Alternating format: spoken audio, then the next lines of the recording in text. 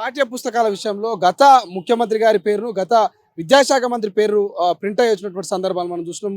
వాటి విషయంలో కొంత కంట్రోల్ చేయలేకపోయింది, కొంత అధికారులను అలర్ట్ చేయలేకపోయింది అంటూ ప్రతిపక్షాలు అంటున్నాయి. దీనికి ఏం సమాధానం చెప్తారు? అధికారుల తప్పుతడకలతో జరిగింది అది. ఇవాళ కొందరు అధికారులు కూడా ఇవాళ కాంగ్రెస్ ప్రభుత్వం వచ్చినా ఇంకా వాళ్ళకు కేసీఆర్ మీద మోజు తీరని అధికారులు ఉన్నారు. ఇంకా వాళ్ళ మోచేతి నీరు తాగి కేసీఆర్ ఇవాళ చెప్పులు నాకి అధికారులు కూడా కొంతమంది ఉన్నారు. ప్రభుత్వం వాళ్ళని ఖచ్చితంగా గుర్తిస్తుంది, వాళ్ళకి ఇచ్చే పనిష్మెంట్ ప్రభుత్వం ఇస్తుంది. ఇంకా కేసీఆర్ మీద మోజు తీరని అధికారులు తప్పుతడకలతోని తప్పుడు ఆలోచనలతోనే అది కొనసాగింది. కాబట్టి వెంటనే ఉన్నటువంటి ప్రభుత్వ అధికారులు కానీ దాన్ని సరిదిద్దడం జరుగుతుంది. ఇంకోసారి అలాంటి ఇవాళ ఎస్సీఆర్టీ రాధారెడ్డి గారిని ఇమీడియట్లీ బదిలీ చేశారు. అదే విధంగా బుక్స్ డైరెక్టర్ ఉన్నటువంటి ఆచార్య గారు ఆయన్ని కూడా బదిలీ చేశారు తప్పు తడకలతోని.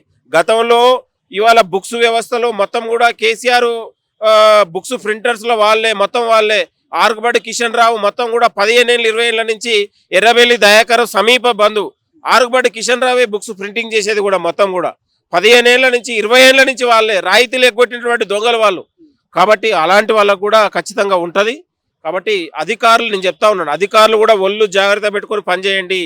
కేసీఆర్ దగ్గర ఆయన మోచేతి నీరు తాగి 4 పైసలు వెనుకేసుకోవచ్చు, అవినీతికి పాల్పడవచ్చు. కానీ ఈ అధికారులారా ఒళ్ళు జాగ్రత్త పెట్టుకొని బతకండి. ఈ ప్రజాప్రభుత్వంలో అలాంటి అవినీతికి అలాంటికి దొంగ పనులకు ఇక్కడ అవకాశం ఉండదు. మంచి పేరు తెచ్చుకోండి.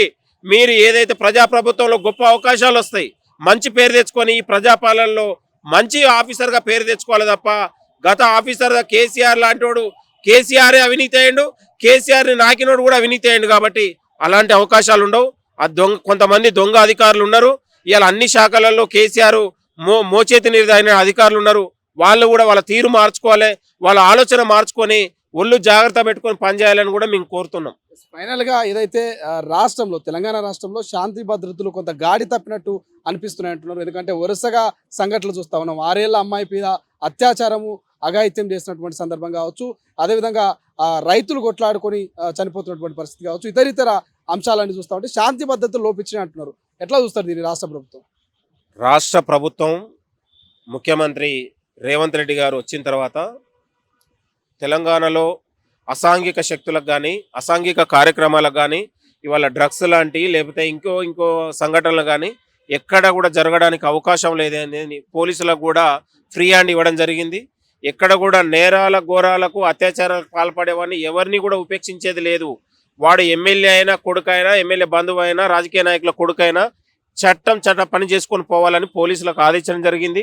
నిన్న జరిగినటువంటి రైతు పైన సంజీవ అయితే మృతి చెందిండో ఆ సంజీవ కుటుంబానికి ప్రభుత్వం అండగా ఉంది. వెంటనే అక్కడ ఉన్నటువంటి ఎస్ఐని సస్పెండ్ చేశారు.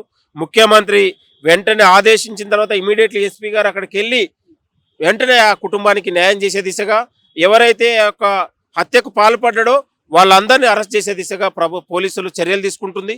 ఏదైతే ఆ చిన్నారి ఏదైతే ఉందో ఆ చిన్నారి బాధ్యులను కూడా రాష్ట్ర ముఖ్యమంత్రి గారు వెంటనే సీరియస్ అయినరు. ఇక్కడ బాధితులకు తక్షణం న్యాయం చేసే దిశగా ఎవడైతే అంతకులు ఉన్నారో వారిని పట్టుకొని శిక్షించేంత వరకు ఫాస్ట్ ట్రాక్ కోర్టు పెట్టి శిక్షించాలని ముఖ్యమంత్రి ఆదేశించాడు. కాబట్టి తెలంగాణలో గతంలో మనం కేసీఆర్ పాలనలో మొత్తం కూడా హైదరాబాద్ నడిబొడ్డున అత్యాచారం జరిగితే కూడా దిక్కుదివానా లేని పరిస్థితి. ఇవాళ మిట్ట మధ్యాహ్నం హాస్పిటల్ మీద దాడులు చేస్తే కూడా పట్టించుకోని పరిస్థితి.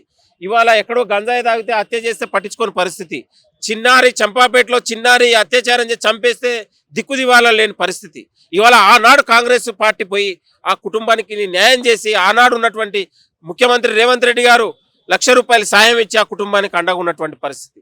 కాబట్టి ఇవాళ ఒక పోరాటం నుంచి వచ్చింది కాంగ్రెస్ పార్టీ.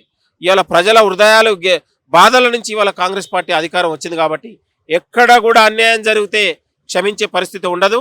పోలీసులకు ఫ్రీ హ్యాండ్ ఇవ్వడం జరుగుతుంది.